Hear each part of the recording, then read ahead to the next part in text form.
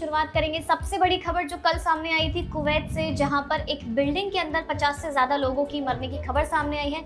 अब इसमें बात ये है कि उन 50 में से 40 जो लोग हैं जिनकी मरने की खबर सामने आई है वो भारतीय हैं। दरअसल कल ये बिल्डिंग में भीषण आग लगी थी। इस अग्निकांड को लेकर कुवैत से लेकर भारत में सनसनी मची हुई है। कुवैत सरकार ने इस घटना में लापरवाही को जिम्मेदार ठहराते हुए बिल्डिंग मालिक और बाकी लोगों की गिरफ्तारी के आदेश दिए हैं। सरकार ने इस आग को लालच का नतीजा बताया है। दक्षिण कुवैत के मंगाफ में एनबीटीसी ग्रुप ने इस बिल्डिंग को किराए पर लिया हुआ था। इसके अलावा कंपनी ने अपने यहाँ काम करने वाले मजदूरों को इसी बिल्डिंग में ठहराया हुआ था।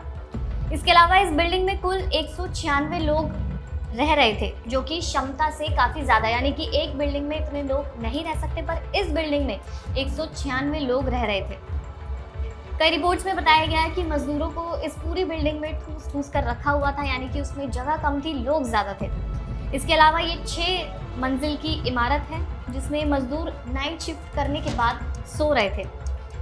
इसके अलावा यहाँ रहने वाले अधिकतर मजदूर नाइट शिफ्ट करके वहाँ पर लौटे थे।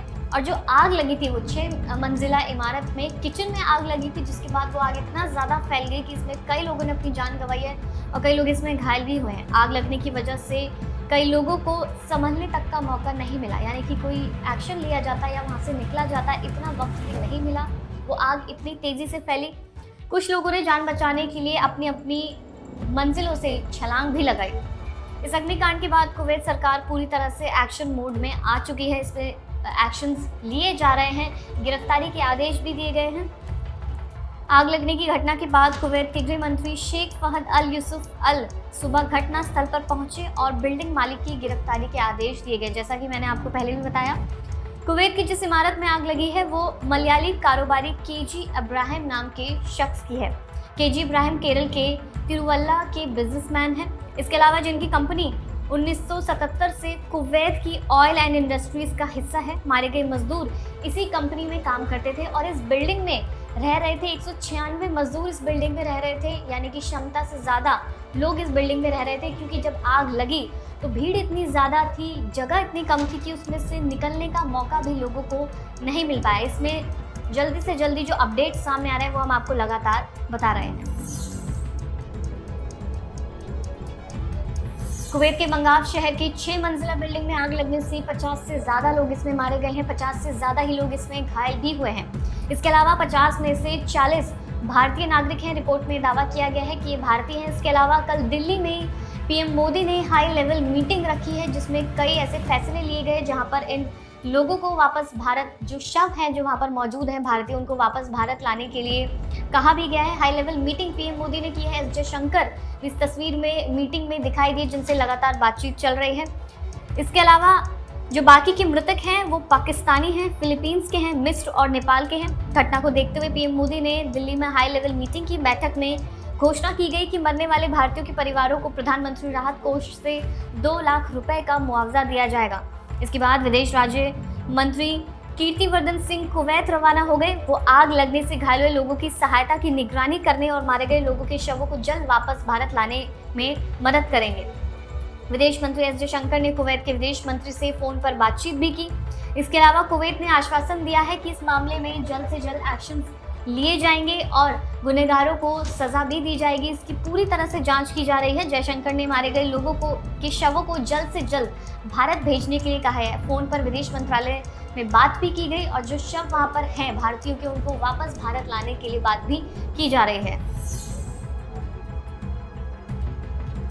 और अब अगली बड़ी खबर, तीसरी बार पीएम पद की शपथ लेकर प्रधानमंत्री नरेंद्र मोदी इटली के दौरे पर जा रहे हैं। ये पद की शपथ लेने के बाद पहला विदेशी दौरा है जहां पर अब वो इटली जा रहे हैं। लेकिन बड़ी खबर जो सामने आई है वो ये है कि इटली में पहुंचकर महात्मा गांधी की मूर्ति का उद्घाटन प्रधानमंत्री करने वाले थे, लेकिन खालिस्तानियों ने महात्मा गांधी की उस मूर्ति को तोड़ दिया। ये बड़ी खबर इटली से सामने आई है, जहां पर ये प्रधानमंत्री की सुरक्षा में पहुंचने से पहले ही बड़ी चूक बताई जा रही है।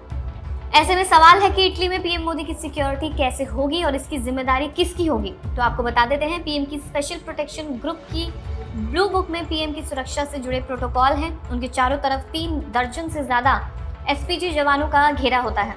इन जवानों को अमेरिका की सीक्रेट सर्विस की गाइडलाइंस के मुताबिक ट्रेनिंग दी जाती है।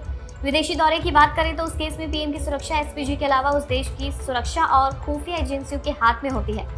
इस वक्त इटली में 4 एजेंसियां पीएम मोदी की सुरक्षा में जुटी हुई हैं, यानी कि उनकी सुरक्षा में 4 एजेंसियां लगी हुई हैं ताकि कोई भी चूक ना हो।